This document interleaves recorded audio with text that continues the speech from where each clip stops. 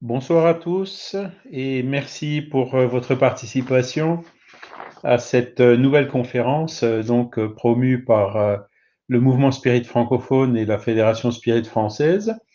Après celle qu'on avait la semaine dernière de notre frère Jean-Paul Évrard sur l'épreuve de la vie dans l'au-delà, cette semaine, nous avons le grand plaisir de pouvoir accueillir notre frère Jean-Jacques Dubois, qui est président du groupe du Centre Spirit Augustin Le Sage, qui se situe dans la ville de Bruay-la-Buissière.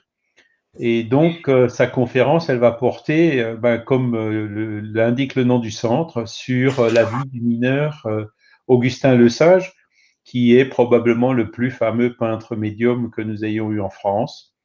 Alors voilà, je ne vais pas en dire plus.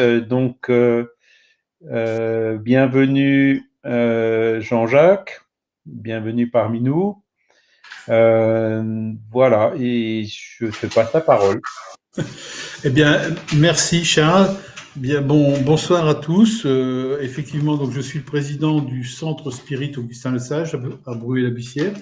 C'est une association spirit qui existe depuis 1999 et donc on organise donc tous les ans tous les mois, pardon, des conférences sur des thèmes suivis d'expériences médiumniques. Voilà, donc vous parlez d'Augustin Le Sage. Alors, Augustin Le Sage, c'est un peintre mineur, effectivement, qui a vécu jusqu'en 1954 et que rien ne prédisposait à devenir justement un des peintres du mouvement spirit les plus reconnus.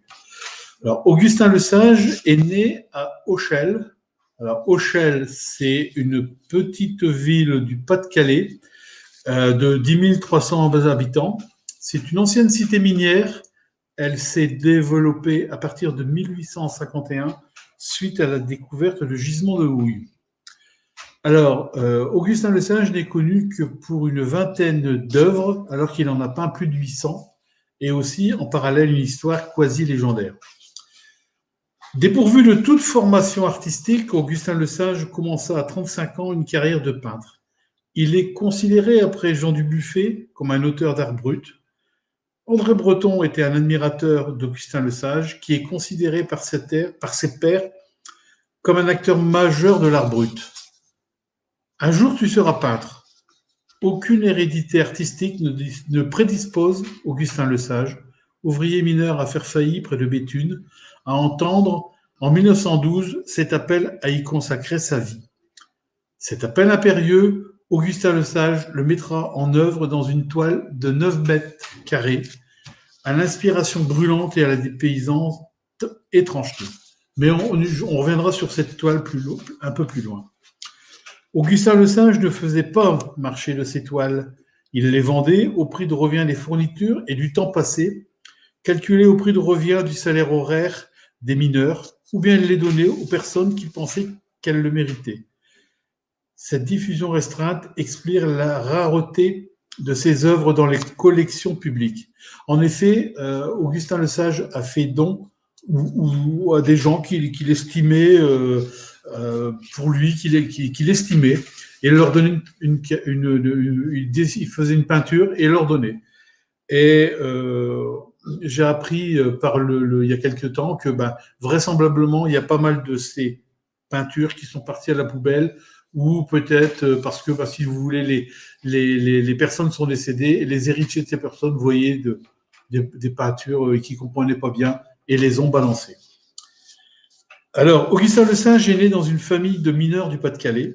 Son père, Gustave, s'installe à Saint-Pierre-les-Auchelles, où la compagnie de Fairfailly vient d'ouvrir 2 puits sur un gisement récemment découvert. En 1855, il rencontre Mélanie Bernard. 4 enfants naîtront de cette union, 2 fils, Eustache Belloni en 1874, Augustin Henri le 9 août 1876, et 2 filles, Camille en 1878 et Marie en 1881. Entre Terry et Chevalement, l'enfance d'Augustin Lesage s'écoule au rythme de la mine, de la vie du coron et de l'école. La mort de Marie, sa petite sœur, à l'âge de 3 ans, le 7 décembre 1885, est l'événement qui semble avoir profondément marqué son enfance. Pourtant, Augustin Lesage n'en parlera jamais, sinon pour désigner Marie, 30 ans plus tard, comme étant l'entité qui lui a donné les premiers messages et dessins médiumniques. Le 5 janvier 1890, il obtient son certificat d'études avec l'option dessin, à une époque où seuls les élèves les plus doués s'y présentent. Pourtant, malgré une scolarité qui peut lui laisser espérer de meilleures conditions, il entre à 14 ans, le 23 août 1890, à la fosse 2 de Fairfailly comme galibot. Vous voyez, les galibots, c'était les jeunes enfants ou jeunes garçons qui commençaient à la mine. Ils pouvaient rentrer dès l'âge de 11 ans. Lui, il avait 14 ans. Notamment pour améliorer le revenu familial. La maladie de sa mère n'y est sans doute pas étrangère. Atteinte d'un cancer de la lèvre, elle s'éteint le 27 août 1890. Ce double événement clôt définitivement son enfance. Il rejoint son père et son frère au fond de la mine. En 1894, il rencontre Irma Armandine Dieval, fille de mineur. Le 5 mai de l'année suivante, Irma accouche d'une fille prénommée Marguerite. En 1897, il est appelé pour faire son service militaire. Il est affecté en garnison à Dunkerque, puis rejoint en 1899 le 43e régiment d'infanterie de Lille. C'est à cette époque qu'il pénètre pour la première fois dans un musée, le musée des Beaux-Arts de Lille. À l'issue de la visite du musée, il fit le commentaire suivant. « Ça m'a rien dit de particulier, absolument rien. J'ai suivi les camarades pour me distraire. » Libéré en septembre 1900, il retourne à la mine de Fairfailly et le 23 mars 1901, il épouse Irma. La famille se fixe à Fairfailly, c'est une petite ville à côté d'Auchel. Le 19 juin, naît leur fils Augustin dit Gustave. En 1898, il perd son frère Eustache et sa sœur Camille en 1904. À l'époque, rien ne distingue Augustin Lesage, si ce n'est son engagement politique et social. Il se présente aux élections municipales de 1908. Il est réélu avec succès en 1912 sous l'étiquette républicain-démocrate. Celle-ci confirme son personnage de mineur, intégré dans la vie locale, socialement posé, ouvert et disponible aux autres. Les interrogations sur la vie antérieure d'Augustin Lesage nous échappent jusqu'à ce jour de 1912 où commence son étrange aventure. Il raconte « Je travaillais au fond de la mine, dans une galerie de 50 cm. Tout à coup, j'entends des voix qui me parlent. Je regarde de tous côtés, personne, je ne pouvais même pas me retourner. » Vous imaginez 50 cm. Hein. J'étais stupéfait, j'avais peur, mes cheveux se dressaient sur ma tête. De nouveau, j'entends « N'aie crainte, nous sommes près de toi, un jour tu seras peintre. » L'appel se renouvela un peu plus tard. Augustin Lesage gardera longtemps le silence et enfouit tout cela dans sa mémoire. Inquiet, il n'en parle ni à sa femme, ni à ses enfants, ni à ses amis, de peur qu'ils le prennent pour un fou, un halluciné. Mais désormais, les voix l'accompagneront toute sa vie. Et puis, en réfléchissant et en cherchant des explications, l'explication lui arriva, c'était le spiritisme. C'est Ambroise Lecomte, touché par la doctrine spirite, qui l'a semble-t-il influencé. Prétextant des maux de rein, les deux hommes se rendent à l'Institut psychosique de Saint-Lenoble. Saint-Lenoble étant une ville à côté de Douai, récemment créée en 1910 par 3 hommes fondateurs d'une fraternise d'obédience spirite. Ce voyage est le premier contact d'Augustin Lesage avec le spiritisme, même s'il dira plus tard que cette première visite ne lui apporte pas toutes les explications. La compréhension est lente chez Augustin Lesage, qui est d'une nature méthodique et laborieuse. Toutefois, les ouvrages de Léon Denis qu'il se procure vont être déterminants. Après la mort et Jeanne d'Arc médium, apporte des réponses aux questions qui se posent à Augustin le Sage. Selon le récit d'Augustin le Sage, c'est après ces lectures, ces 2 livres qu'il a lus, qu'un petit groupe d'amis se forme pour expérimenter le spiritisme. Alors, j'ouvre ici une petite parenthèse afin de vous éclairer sur la vie de Léon Denis. Comme Augustin le Sage, Léon Denis est issu d'une classe laborieuse. Il a connu les luttes comme les privations. Son père, alors, c'est les secousses. Son père était tailleur de pierre et par manque de travail, il doit souvent changer de métier et de région. Après des études sommaires, il débute comme employé de commerce. Il exercera divers métiers manuels qui lui abîmeront les mains jusqu'au sang. Il a consacré une bonne partie de sa vie à l'éducation du peuple. Avec quelques amis, il a créé dans la région de Tours la Ligue de l'enseignement, créé des bibliothèques populaires.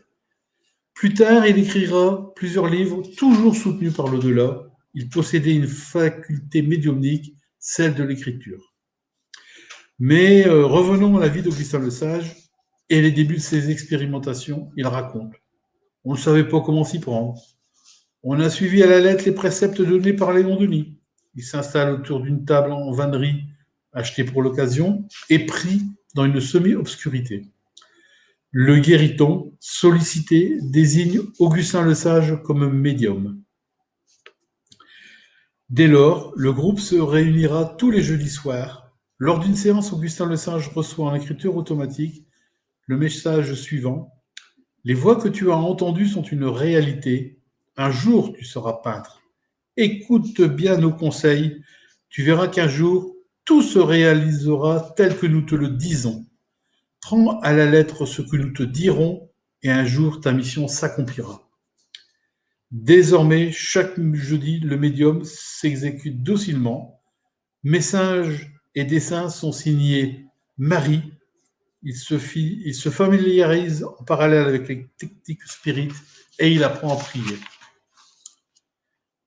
Quelque temps plus tard, ses guides lui font franchir une étape supplémentaire dans l'accomplissement de sa vocation. Il reçoit un message lui dictant ce qu'il doit aller acheter afin de passer des dessins à la peinture.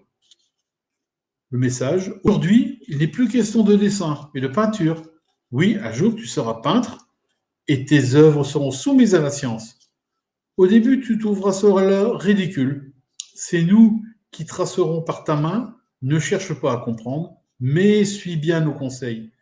Tout d'abord, nous allons te donner par l'écriture le nom des pinceaux, des couleurs que tu iras chercher chez Monsieur Porrige, qui était vraisemblablement une droguerie, une bibliothèque à Lillers. Là, tu trouveras tout ce qu'il te faut. Tu commenceras sur les feuilles de papier avant de commencer à peindre sur une toile. Il fit l'acquisition de ses premières couleurs et de ses premiers pinceaux. Il ne choisissait pas lui-même, sa main était guidée et s'arrêtait là où les esprits voulaient arrêter leur choix. De retour chez lui, Augustin le Sage fixe une feuille de papier au mur et commence. J'ai fait 4 ou 5 ébauches en tapotant avec le gros pinceau. À dominante brun et bleu ou brun et vert, 2 d'entre elles sont conservées. On y retrouve les structures spiralées des dessins.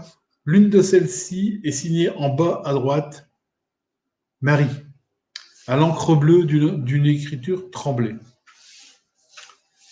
Quelque temps plus tard, Augustin le Sage confie à un ami le soin d'acquérir en ville une toile pour peindre. Il reçoit une toile de 9 mètres carrés. Il éprouve quelques difficultés à tendre au mur un tel support. Aussi est-il sur le point de le couper en plusieurs morceaux, mais les esprits lui enjoignent de n'en rien faire et de se mettre aussitôt à peindre. Il raconte « Je commence à délayer les peintures péniblement et je commence à peindre dans un coin.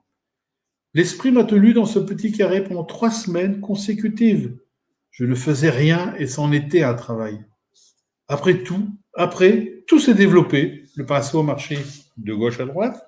Il y a eu de la symétrie. » Alors, Augustin le Sage semble aborder la toile sans plan global, sans préjuger de la suite. Vous voyez cette première toile, on a l'impression que cette première toile est plutôt faite de plusieurs toiles dans une seule toile. Mais en réalité, ce n'est qu'une toile. Ce n'est pas une toile qui est recoupée en morceaux. On voit des lignes dedans, mais ce n'est pas du tout des coupures. C'est une seule toile.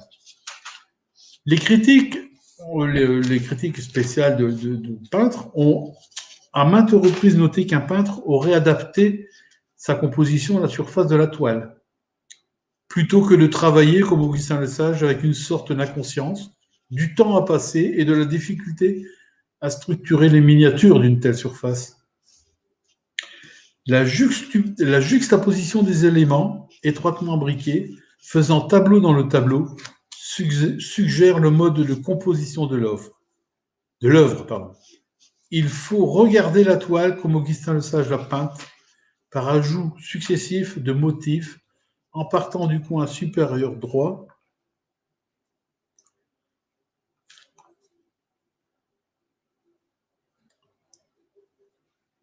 Voilà. On perçoit la naissance de la symétrie vers le milieu gauche de l'œuvre, où le détail illustre le passage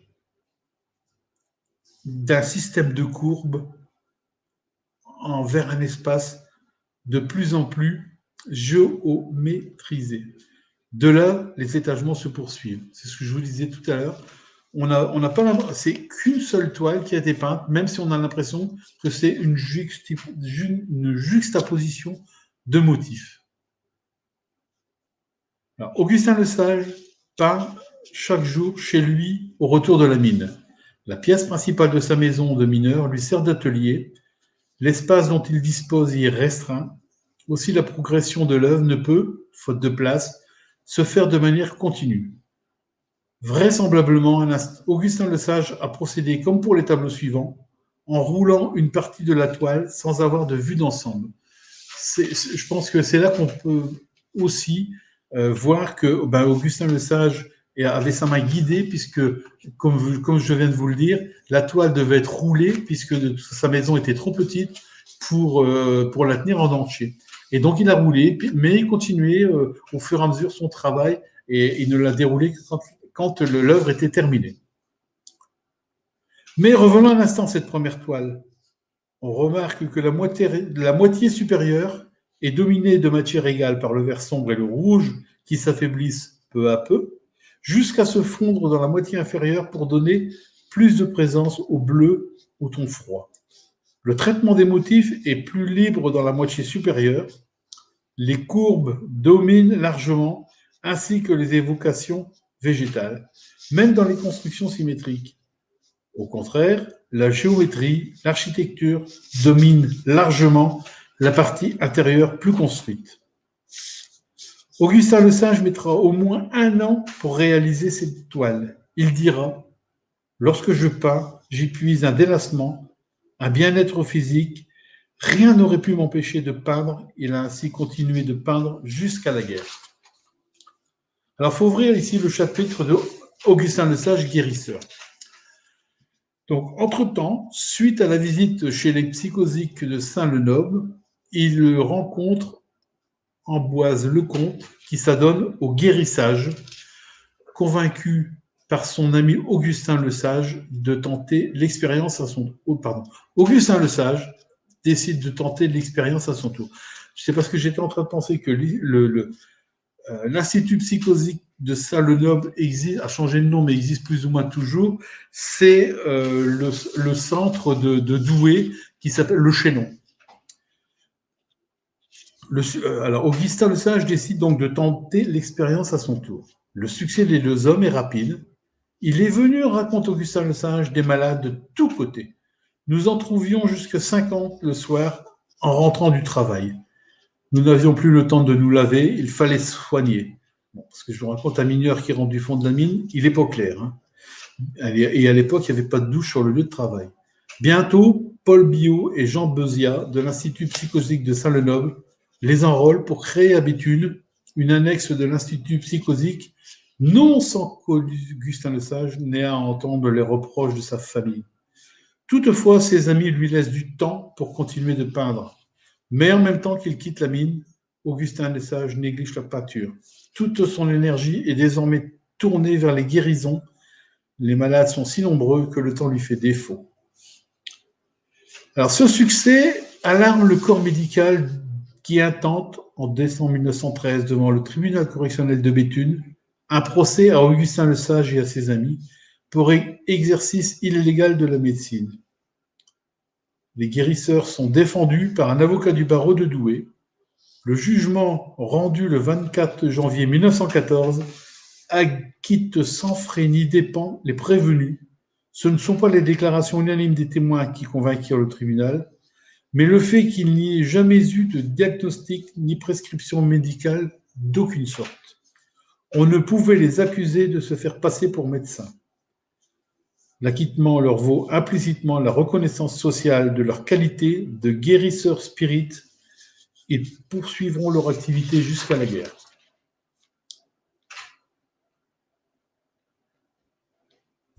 Mobilisé, Augustin Lesage part à la guerre. À son retour, il ne reprend pas le guérissage, malgré les sollicitations dont il est l'objet. Il s'installe à Burbure en 1918. C'est une petite ville à côté de Lillers, Lillers étant à côté de Béthune. En mars 1921, il est présenté au peintre Jean Meyer, directeur de la revue Spirit, fondateur de l'Institut métaphysique international, et à Pascal Fortuny, médium. Aussitôt, Meyer veut entourer son cas de toute la publicité que réclame le cas Augustin Lesage. S'esquisse alors la médecine de celui-ci, manifester la réalité de l'art spirit. Meyer lui propose de venir s'installer à Paris. Augustin Lesage, qui a charge de famille, décline tout d'abord l'offre. Il doit terminer son temps à la mine pour percevoir sa retraite. Toutefois, cette visite l'a convaincu. J'ai eu la joie de voir que mes œuvres avaient une petite importance. J'ai compris le but de ma mission. Cependant, atteint d'emphysème, on dirait maintenant certainement la silicose, et grâce à son mécène, Jean Meyer, il devance l'échéance et cesse définitivement son travail à la mine le 6 juillet 1923 pour se consacrer entièrement à la peinture. Il travaille comme un peintre ordinaire avec pinceau, tube de couleur et godet. Il n'utilise pas de palette. Il commence par un motif central, puis réalise l'ornementation à droite et à gauche, le plus souvent en parfaite symétrie, puis il descend peu à peu, étage par étage. Quelquefois, dit-il, l'esprit change. Il est à droite, il va au milieu. Je laisse alors aller ma main. Lorsque ses guides lui enjoignent de couper la toile, l'œuvre est achevée. Il utilise souvent des tons purs, mais dit-il, d'autres fois je fais des mélanges. Si je prends du jaune et qu'il faut y rajouter du blanc, c'est que l'esprit veut rajouter quelque chose pour faire ressortir. Ma main est portée à prendre du jaune et du blanc ou du vert. Je n'ai pas besoin de chercher. L'analyse se fait toute seule. Le travail du peintre s'accomplit dans une stricte économie de gestes. Augustin poursuit. Les pinceaux portent une couleur vers l'étage en cours d'exécution, partout où elle est nécessaire. Si la main du peintre tremble durant le trajet du godet à la toile, elle devient soudain calme au moment utile et en geste net et précis. Augustin Lesage peint vite, pas le temps de la réflexion. À la manière d'une machine de précision, sans à-coups, je vous rappelle que la main du peintre était guidée. En 1924, sous l'égide de la Société spiritualiste de Douai, fondée en 1922 et dirigée par André Richard, un grand nom du spiritisme régional, Lesage expose quelques toiles à l'Hôtel de Ville, mais c'est en 1925 qu'Augustin Lesage et son œuvre viennent sous les feux de l'actualité. À partir de ce moment-là, commence véritablement sa mission. Son compère, Ambroise Lecomte, décède en juin. Cette disparition déclenche chez lui un tournant capital. Le Congrès Spirit International présidé par Léon Denis consacre sans ambiguïté sa mission. Le médium peintre devient peintre médium. Augustin Le Sage sort pour la première fois de sa vie de sa région. Il se rend à Paris et expose à la Maison des Spirites. C'était un public spécial, dira-t-il, presque uniquement composé de spirites et où j'étais assuré par avance de ne pas rencontrer d'hostilité ni de risée. Promu preuve vivante par les spirites, il est progressivement contraint à une logique à laquelle il n'échappera plus. Désormais, il est toujours en représentation. C'est le prix à payer pour son intégration sociale à laquelle il aspire tant en tant qu'artiste. En avril 1927, Eugène Ostie l'invite à Paris à l'Institut métapsychique international. Après un passage obligé sur la tombe d'Allan Kardec, il loge chez Jean Meyer, puis s'installe à l'Institut métapsychique. Du 6 avril au 10 mai, il peint une toile dans une dominante de mauve de 2,10 m sur 1,50 m à raison de 8 heures par jour. Les journalistes défilent, le Grand Écho du Nord, le Réveil du Nord, le Journal de Paris, etc. La radio rend compte. Il reçoit la visite régulière des spirites du Nord, Richard Lamandin. La comtesse de Noailles viendra également le voir peindre. À la première toile, une autre lui succède, dans un genre sans rapport avec ses compositions antérieures. Et vous voyez, on retrouve toujours, comme je vous l'avais dit sur la première toile, toujours la symétrie ici au milieu. Vous pouvez, en exagérant, replier la toile en deux et vous verrez que les deux morceaux s'affichent l'un sur l'autre. Eugène Ostie a réuni une foule de savants, d'ethnologues, d'artistes, de journalistes et de quelques mondains. Les peintres présents s'extasient sur les capacités décoratives d'Augustin Le Sage. Il est vrai qu'il peint déjà depuis 15 ans. Pourtant, la première toile, celle de 9 mètres carrés que je vous ai montré tout à l'heure, les ébahit. Les ethnologues évoquent l'art ornemental ancien, mais sans caractère d'identification particulier. L'inspiration thématique que semble être de façon préférentielle l'Égypte ancienne. Vous voyez, déjà, on retrouve déjà dans cette toile de l'inspiration égyptienne. Augustin Le Sage a un goût pour le passé et le mystère. Beaucoup d'oiseaux expriment aussi un besoin d'air et de lumière, le goût de l'âme pour la spiritualité. Les égyptologues interrogés ne voient aucune des caractéristiques d'une époque, sauf pour les hiéroglyphes. Alors, vous voyez, ça c'est alors là, on voit très bien l'inspiration égyptienne. D'ailleurs, on a peut-être un pharaon ici en bas avec sa canne. On a des dames. Est-ce qu'il y a des esclaves? J'en sais rien. Voilà. Ensuite, on voit aussi le symbole des pyramides et toujours cette symétrie.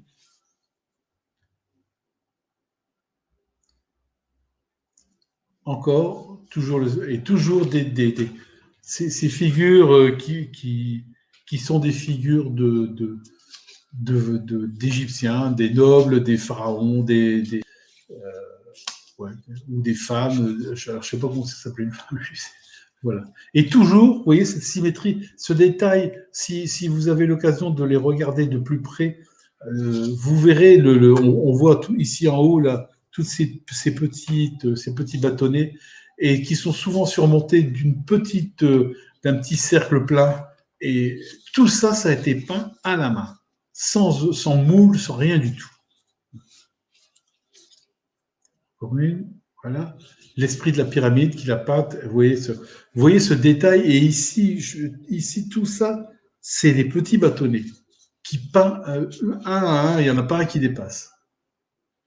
Alors, on dirait que l'auteur a dessiné de mémoire avec un souvenir fidèle la plupart des signes et un oubli des autres sans aucune connaissance de leur signification. Il n'avait aucune connaissance sur l'Égypte. Le docteur Ostie note la capacité qu'a le peintre d'effectuer la symétrie de ces tableaux sans jamais reporter son regard en arrière. C'est ce que je vous ai dit, sa main étant guidée, il avançait, il ne revenait jamais en arrière sur son travail, et pourtant vous voyez le résultat. Après le Salon des Beaux-Arts et d'automne, la consécration de l'artiste doit passer par le Salon des artistes français, auquel se soumettent ses amis spirites. Augustin Lesage y est admis en 1929 avec 2 toiles et fait l'objet de critiques élogieuses. Entre-temps, il assiste au 3e congrès international de la Société d'études psychiques à la Sorbonne. Il participe également au congrès international Spirit à Londres. Désormais, Augustin Lesage passera autant de temps en représentation qu'à peindre. Tout en développant des motifs figurés, Lesage continue de peindre des compositions décoratives. Celles-ci deviennent très chatoyantes dans les années 36. Leur architecture évoque le vitrail. Des empattements légers font ressortir des points de couleur posés çà et là. Augustin Lesage n'utilise plus que les tons purs. Son goût s'affirme pour les couleurs éclatantes, le rose, le rouge, le jaune vif. Vers 1944-45, il alterne parfois avec des toiles au ton pastel. Oui, et on retrouve toujours malgré tout un arrière-fond sur l'Égypte. Voilà, encore, vous voyez ici, les 2 têtes égyptiennes.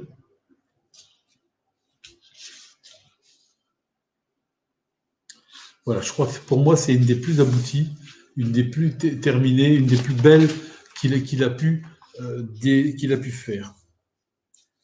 Jusqu'aux dernières toiles, les couleurs sont vives et gaies, les motifs se simplifient, deviennent stéréotypés, avec une prédominance de rosaces en 46-47. Vous voyez, ça c'est une évolution de la peinture de Lesage avec les rosaces. Alors on a dit, mais je ne peux pas, qu'il utilisait, vous voyez, pour faire ces ronds ici, des boîtes à camembert ou à fromage qu'il y avait dans le temps. On me l'a dit, mais je l'ai pas lu, je ne l'ai pas vu écrit. À la fin de sa vie, il connaît de graves problèmes oculaires et a de plus en plus de difficultés à peindre. On ne peut terminer cette biographie d'Augustin Lesage sans aborder le voyage en Égypte, épisode le plus raconté de son épopée. L'esprit de la pyramide obtient les faveurs du public au Salon d'automne. Cet esprit de la pyramide le hante depuis son entrée dans la carrière de peintre. Il déclare Dr Osti « Je vais souvent en dédoublement dans les pyramides et j'y vois de belles choses. Notamment, je revois ce que j'ai pu y faire dans des vies antérieures. Je me sens constamment dans ce travail formidable des pyramides, dans ces peintures, sculptures, moulages. Si cela est inné chez moi, cela va sans dire que j'ai été autrefois dans ces choses-là. Aussi, accepte-t-il volontiers l'invitation de ses amis. Dès 1938, les préparatifs sont en cours. Il rassemble quelques toiles, dont sa plus récente composition dite La moisson égyptienne. Il embarque le 21 février 1939 à Marseille. Sur la terre des pharaons, l'exploration des sites les plus prestigieux s'accompagne d'une découverte encore plus importante. Augustin Lesage, dans la tombe de Ména, s'émerveille. Dans cette fresque, je reconnus la scène de la moisson égyptienne que j'avais peinte dans ma dernière toile à burbure avant de partir. Une émotion puissante et complexe s'empara de moi. Il me sembla tout à coup être aussi près de cette petite scène encore intacte, à la voir si semblable à celle que j'avais peinte moi-même. Il me sembla que j'en étais aussi l'auteur. Il s'établit entre la peinture et moi une indéfinissable correspondance, comme si je ne pouvais discerner si je venais de la peindre ou de la retrouver. Le sensationnel de l'anecdote tiendrait à ce que la scène peinte par Augustin Lesage avant son départ aurait été inconnue. Tout au moins inconnue en France. Il y a eu une polémique qui s'est enflée après là-dessus en disant que cette fresque-là, elle était déjà au musée, dans un musée en Suisse, et que certainement Augustin Lesage l'avait su. Maintenant, vous savez, Augustin Lesage n'avait jamais été en Suisse. Je crois qu'il n'a jamais été en Suisse. Et moi, je crois en l'honnêteté d'Augustin. Alors, on voit bien, alors, tout au moins inconnu en France, il ne pouvait pas avoir copié sur aucun modèle. On voit bien ici l'existence des esprits qui lui guidaient la main. Alors peut-être qu'effectivement, les esprits lui ont guidé la main comme celle de la fresque du tombeau de Mela. La déclaration de guerre interrompt les pérégrinations d'Augustin Lesage, qui continue pourtant à exposer dans sa région au profit d'œuvres humanitaires. Le retour à Burbure, la guerre, la maladie et la mort de son fils en 1942, la santé défaillante de Mandine, sa femme, extrait le peintre du tourbillon. Mais en 1946, il est contraint de peindre en public à Casablanca pour répondre à une campagne de dénigrement. Il débute une toile comportant des preuves pour tout ce qu'il dit. Systématiquement ces choses sans essayer de les comprendre. Après ses derniers grands voyages, Augustin Lesage, vieilli, fatigué, ne se déplace presque plus. Mandine, sa femme, malade, meurt le 24 juillet 1950. Lui-même souffre des yeux et peint beaucoup moins. Il expose encore à Bruxelles sous l'égide de l'Union Spirit en 1951. Il cesse de peindre en 1952, sera encore à Paris en 1953 pour une exposition à la Maison des Spirites. Sa demeure reste ouverte à tous, son aura n'a jamais faibli. Jeunes et moins jeunes, amis, politiques, spirites ou non, viennent s'entretenir avec lui, l'écouter ou raconter leurs problèmes. Sa dignité, son désintéressement, sa grande beauté impressionnent ceux qui l'approchent. Énucléé de l'œil gauche, fin 53, il s'éteint le 21 février 1954 à 22 heures, à l'âge de 77 ans. Enfant, écolier, galibot, houilleur, soldat, conseiller municipal, guérisseur, peintre, il demeurera jusqu'à la fin de sa vie égal à lui-même, humble, travailleur, rigoureusement fidèle à sa ligne de vie et à ses amis. Ses œuvres, rattachées au mouvement spirit et étudiées par André Breton, sont louées par les surréalistes. Elles seront finalement intégrées à la collection de l'art brut à Lausanne, où là il laisse près de 800 toiles. Le président Roosevelt a fait l'acquisition de l'une des toiles dont il ne se séparera jamais. De même, quelques toiles sont exposées au musée d'art moderne de Villeneuve-d'Ascq. Je vous remercie.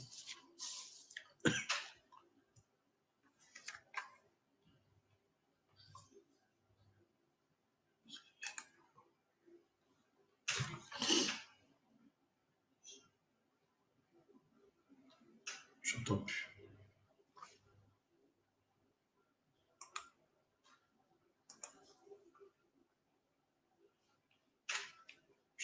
Je ne t'entends pas, Charles. Ah, excuse-moi. Merci beaucoup, Jean-Jacques.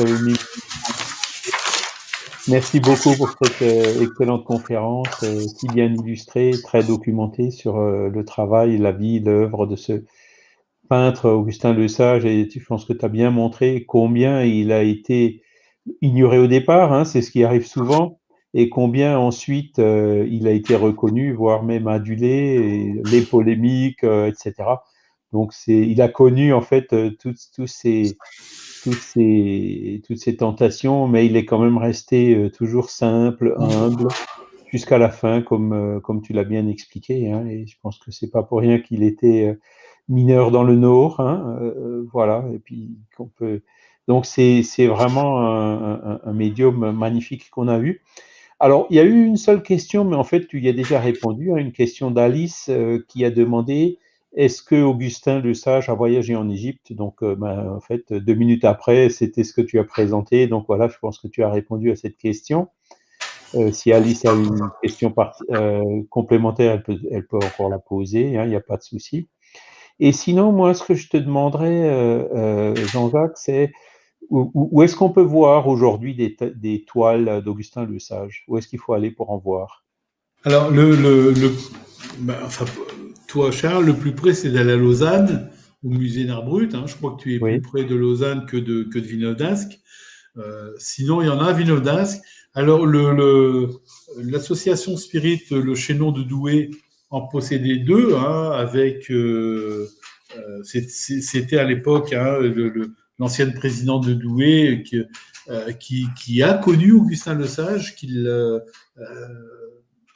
et puis donc avait récupéré deux toiles donc d'Augustin Lesage qui doivent encore être normalement au Chaînon à Douai, donc dans le bâtiment, enfin puisqu'ils ont une maison eux au Chaînon là-bas.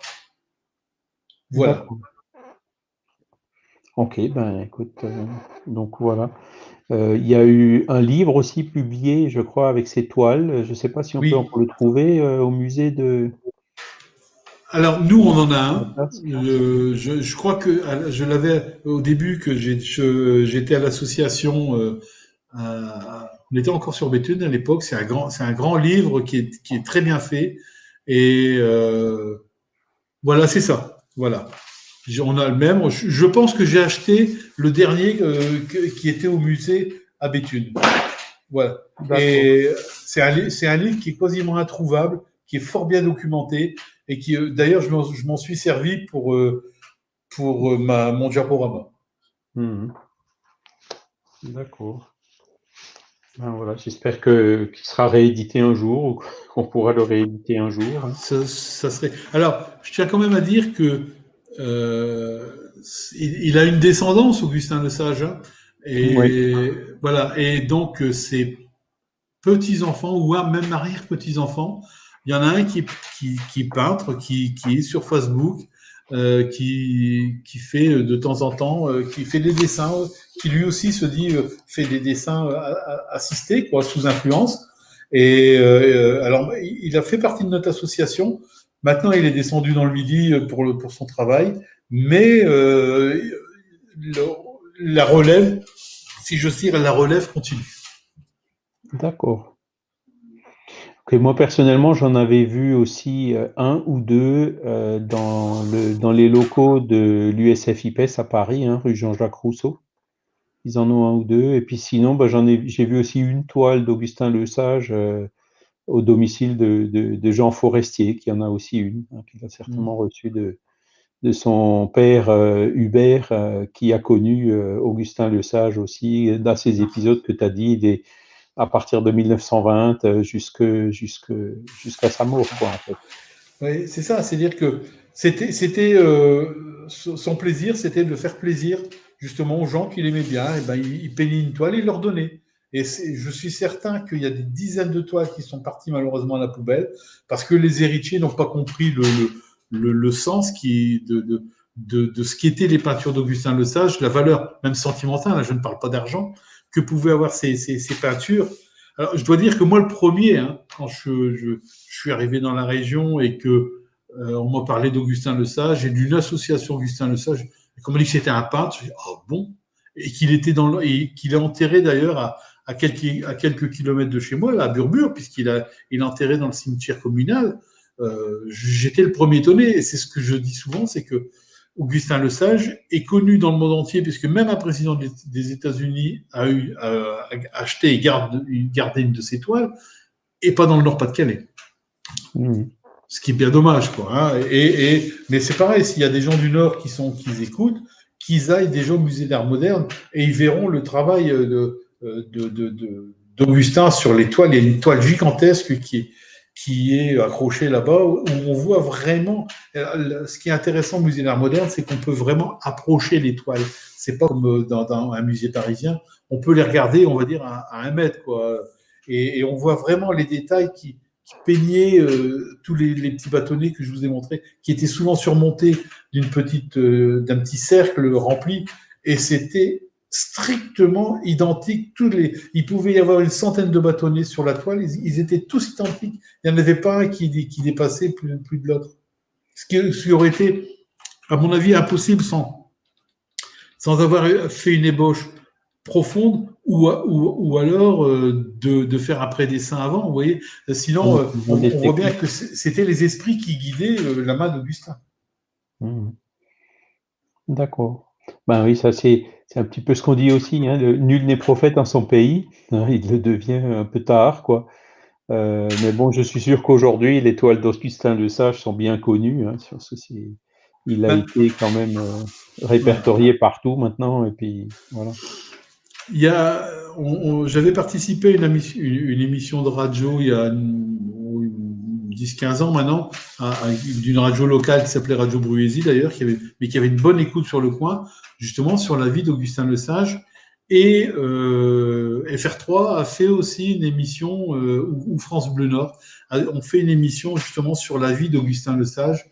Et la présentatrice avait vraiment fait un travail de recherche sur la vie d'Augustin Le Sage. Et puis, on en parle aussi systématiquement à toutes les expositions d'art brut, hein, qu'il peut y avoir un peu partout. Hein. Il y en a eu, je crois, en 2012 ou 13, il y en a eu une à Villeneuve-d'Ascq, enfin dans le Nord, et puis il y en a eu d'autres à Paris il n'y a pas si longtemps. Et donc, chaque fois, ben, il y a Augustin Le Sage comme un des principaux peintres, hein, bien sûr, après avec aussi Victor Simon et puis les autres qui sont plus contemporains, quoi. Ouais. Victor Simon je crois que Victor Simon, il doit avoir une ou deux toiles qui est exposée aussi au musée d'art moderne de Villeneuve-d'Ascq. D'accord. C'était pas du tout le même style qu'Augustin, c'était plus, c'était différent. Alors, il y a aussi Émilie Desmazières là qui nous écrit qu'au Louvre de Lens, il y a aussi une toile d'Augustin Le Sage, ou il y en avait une. Voilà. Enfin, moi, on est abonné avec ma femme au Louvre Lens. Et enfin, la dernière fois qu'on avait été, c'était sur l'Égypte, je crois, ou l'Empire romain, je sais plus. Je l'ai pas vu, mais je sais qu'il y a aussi encore des réserves importantes qui n'ont pas été encore mises en place au Louvre Lens, quoi. Mais c'est possible, hein, parce que maintenant. D'accord. Ok, bon, alors s'il y a peut-être encore une question ou l'autre, c'est le moment. Et sinon, bon, si jamais vous avez d'autres questions plus tard, hein, n'hésitez pas à les poser dans la conversation, hein, dans des sites YouTube de la Fédération Spirit française et du mouvement Spirit francophone. Et donc, nous irons voir de temps en temps pour y répondre. N'hésitez pas non plus à entrer en contact avec nous. En tout cas, merci beaucoup Jean-Jacques pour cette magnifique conférence. Hein. C'est là où on voit que la médiumnité s'exerce aussi dans l'art, pictural en l'occurrence, hein, et d'une façon absolument remarquable et brillante dans ce fameux mineur nordique. Moi, ce que j'ai toujours aimé, c'est le parcours de cet homme qui, malgré tout, a su évoluer, hein, de mineur de fond jusqu'à une reconnaissance quand même importante, mais qui est toujours resté lui-même, qui est toujours resté humble, accessible à ses potes. J'imagine très bien que ses copains ils devaient boire un petit canon ensemble et tailler le bout de, comme on dit chez nous, je sais pas si on dit tailler le bout de gras ensemble, peut-être refaire le monde puisqu'il avait quand même eu un engagement politique dans sa commune. Hein. Donc, mais il est toujours resté comme ça jusqu'au bout. Quoi. Et moi, c'est ça que j'aime chez cet homme auquel je me suis, l'ayant connu tardivement, mais je m'y suis profondément attaché. Voilà, et puis c'est ça qu'en fait qui est remarquable hein, chez les médiums qui malgré l'adulation, l'idolâtrie qui peut se développer autour d'eux, savent rester humbles et simples, hein. Donc, c'était le cas d'Augustin Le Sage, c'était le cas aussi de Chico Xavier au Brésil, hein. Et Mm. donc, c'est ça qui fait que, ben voilà, ils sont devenus tellement fameux qu'il y a eu toute cette reconnaissance à leur sujet, hein, contrairement à d'autres qui, malheureusement, se laissent entraîner justement par ces mouvements idolâtriques et tout, et puis ça finit par influencer sur leur œuvre. Voilà. Voilà, ben, je pense pas je vois pas d'autres questions. Donc, ce que je voudrais, c'est voilà, donc vous avez ici le programme qui montre cette conférence qu'on a donnée aujourd'hui, le 4 décembre. Donc, pour vous annoncer qu'on va en avoir une autre le 18 décembre, faite par Fatima Medjahed, et donc elle nous parlera de l'âme des animaux, hein. Et donc, après, on en aura en 2021, le 15 janvier, une conférence sur le spiritisme dans le Coran qui sera donnée par Isabelle André. Et le 26 janvier, donc, une autre conférence qui sera encore une fois donnée grâce à des personnes du Nord, hein, notamment par Brigitte, et qui vont nous parler du thème Un voile nous sépare, les messages nous relient. Voilà. Donc, merci encore Jean-Jacques, pardon, pour cette conférence. Jean-Paul, c'était la semaine dernière, hein, c'est juste au-dessus, là, le 27 novembre. Merci Jean-Jacques pour cette magnifique conférence. Merci aussi à tous ceux qui ont pu y participer en direct avec nous. Merci aussi à tous ceux qui vont visualiser les enregistrements plus tard. Voilà, suivez nos sites, abonnez-vous si vous pouvez, hein, sur les différentes chaînes, et comme ça vous serez au courant des prochaines conférences au fur et à mesure qu'elles arriveront. Donc c'est un grand plaisir de notre part, hein, autant au nom de la Fédération Spirit française que du mouvement Spirit francophone, donc de pouvoir contribuer à ce travail de diffusion de cette philosophie spirit qui nous est si utile, surtout dans cette période de crise actuelle et toutes ces difficultés naturelles de la vie que nous traversons. Voilà. Merci à tous et donc à une prochaine conférence. Au revoir. Au revoir, bonne soirée. Bonne soirée.